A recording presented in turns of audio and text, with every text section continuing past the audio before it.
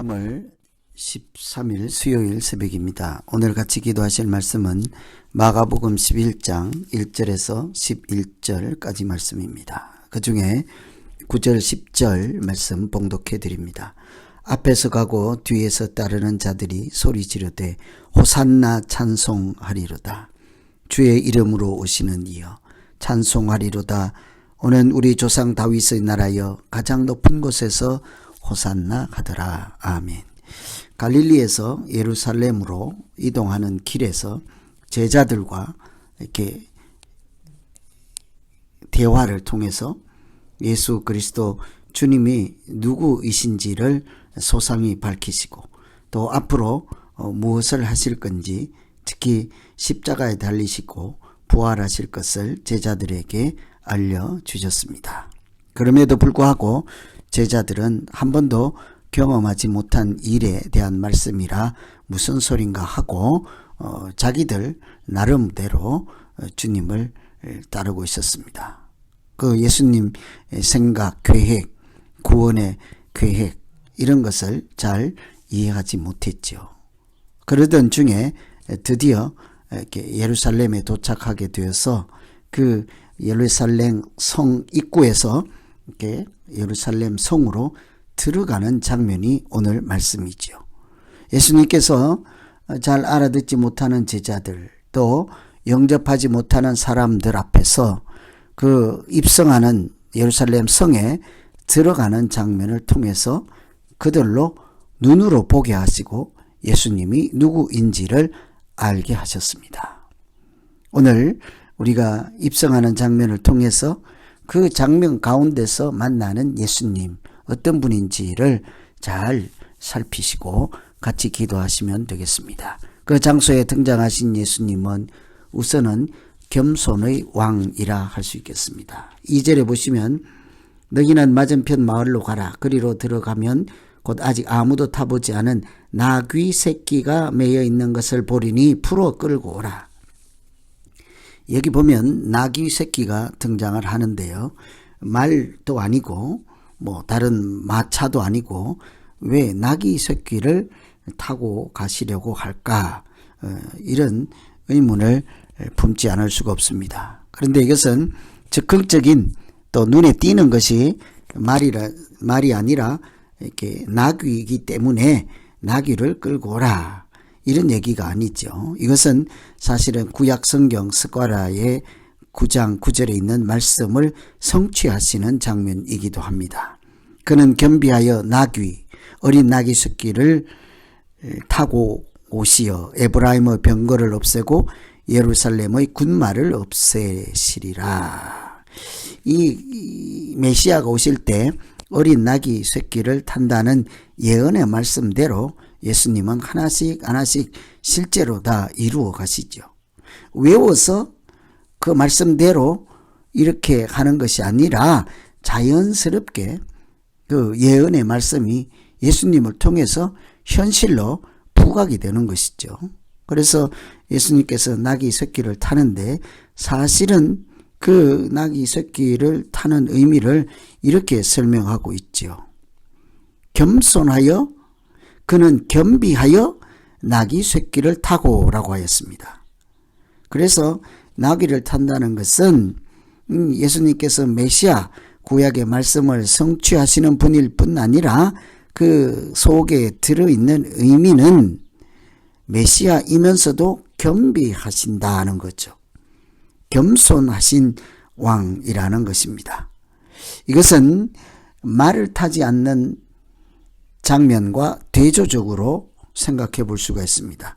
말을 타는 경우는 세상의 왕들이 전쟁에 이기고 힘을 자랑하고 힘으로 세상을 제패할 때 그들의 힘을 보여주고 자랑하기 위해서 백마를 타고 마차를 탄다면 하늘의 왕이신 하나님의 아들이신 예수님은 사탄 마귀를 물리치고 승리를 하는 그 순간에 힘이 아니라 하나님의 권능으로 역사하시는 분이라 세상 사람들처럼 힘을 자랑하지 않습니다. 말을 타지 않습니다. 오히려 새끼를 타죠. 나귀 새끼를 타고 하나님의 뜻을 이루시는 평화의 왕인 것을 보여주시는 것이죠. 겸손은 단지 이렇게 비굴하거나 낮아지거나 착한 이런 모습이 아니라 사실은 하나님의 아들 독생자 예수께서 성육신 하시는 그 깊은 뜻을 내포하는 것. 그래서 그분이 오히려 하나님이시지만 십자가에 자기 목숨을 내어주는 이런 십자가에서 보여주시는 사랑의 원리, 이것을 겸손이라는 거죠. 착하다, 겸허하다, 이렇게 이런 사람이 좀 이렇게 말이 적고 조용하고 유순하고 이런 성격을 나타내는 표현이 아니라는 거죠. 겸손은 십자가의 원리요. 하나님이 사랑하시는 사랑의 원리죠. 하나님이 사람이 되어서 이 땅에 오시는 그 뜻깊은 깊은 이렇게 의미를 포함하고 있는 것이 겸손이라 하겠습니다. 그래서 우리가 입성할 때 예수님은 첫째는 나귀를 타는 장면에서 겸손의 왕으로 오시는 분이다. 힘이 아니라 십자가의 원리와 사랑으로 세상을 구원하시는 분이다. 이것을 생각해야 되겠습니다. 두 번째는 만왕의 왕이시죠. 3절에 보시면 만일 누가 너희에게 왜 이렇게 하느냐 묻거든 주가 쓰시겠다 하라. 그러면 즉시 이리로 보내리라. 나귀 새끼를 묶여 있는 집에 가서 이 나귀 새끼 주시오. 왜요? 하면 주님이 쓰신다고 하라는 거죠. 그러면 그 나귀 주인이 아무 소리지 않고 내어줄 것이다. 왜냐하면 이 주가 쓰시겠다 하는 것은 주님이 쓰신다. 그 주님이 누구이겠습니까? 나귀와 사람과 온 천하를 창조하신 하나님이죠. 만물의 주인이십니다. 만왕의 왕이십니다. 그래서 자기 세상적으로 보면 내 것도 아닌데 내 주라 하는 것은 하나님의 것이죠. 우리 집에 아들 딸들이 있어도 사실은 하나님이 주신 상급이죠.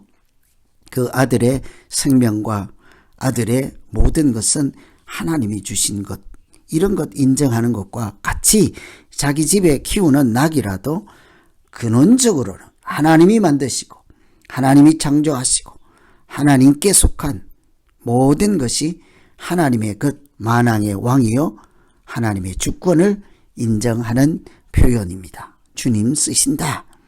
모든 것이 하나님께 속한 것을 인정할 때만 우리가 내 것을 흔쾌히 내놓을 수 있는 것이지 않겠습니까?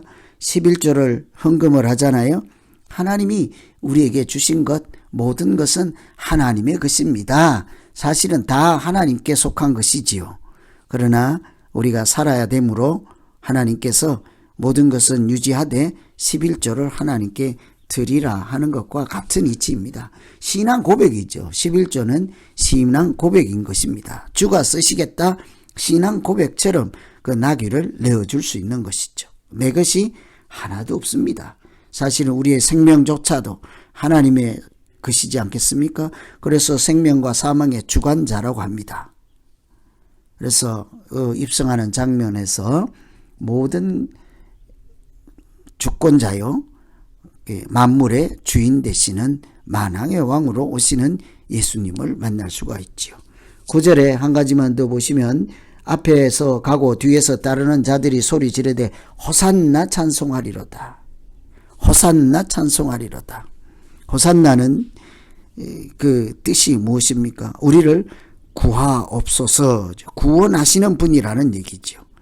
사실은 한 가지만 꼽으라 하면 입성할 때 예수님은 호산나 찬송하리로다 이 한마디에 누구인지가 다 나타나 있죠. 예수님은 그냥 성에 들어오시는 분이 아니라 구원하기 위해서 십자가를 지시기 위해서 십자가에 달리시고 하늘의 미랄이 되어서 우리를 구원하시는 하나님 구원자로 이 땅에 오신 분이죠. 그래서 앞으로 십자가를 지실 것을 미리 우리에게 보여주는 장면이기도 한 것입니다. 이렇게 우리가 예수님을 만나는 그 순간에 여러 각도에서 보더라도 하나님의 아들이요 만왕의 왕이시요 우리의 구원을 베푸시는 분이시요 은혜를 베푸시는 분이요 평화의 왕이시요 예수님께 이렇게 하시는 모든 일과 말씀과 또 행동으로 보여주시는 것을 통해 우리의 신앙 고백이 그 즉시 그 자리에서 나오는 고백할 수 있는 우리의 믿음 되기를 간절히 기원합니다. 예수님께서 예루살렘 성에 들어오는 그 장면에 길가에 서서 내 겉옷을 내어 드릴 만한 그런 영접하는 자에게 오늘 또 하나님께서 하나님의 자녀되는 권세 주시고 은혜 베푸는 날 되기를 기원합니다. 이 말씀 가지고 우리 각자 한번 기도하겠습니다. 하나님 아버지, 예수님께서 예루살렘 성에 입성할 때 길가에 많은 사람들이 호산나 찬송하리로다 외친 것처럼 하나님의 아들 나귀 새끼를 타고 좀 우스운 꼴로 들어오지만 외모가 아니라 그 본질이 하나님의 아들이심을 우리가 발견하게 하시고 보게 하시고 깨닫게 하시고 뿐만 아니라 영접하게 하여서 누구든지 예수 이름으로 하나님의 자녀가 되는 은혜를 누리게 하여 주시옵소서. 호산나 찬송하리로다 하는 것처럼 우리를 구원하시는 만왕의 왕 되심을 인정하고 주가 쓰시겠다 할 때 아멘하고 나의 모든 것을 내어놓을지라도 하나님이 주시는 은혜를 사모하는 믿음 되게 하여 주시옵소서. 예수님 이름으로 기도하옵나이다. 아멘.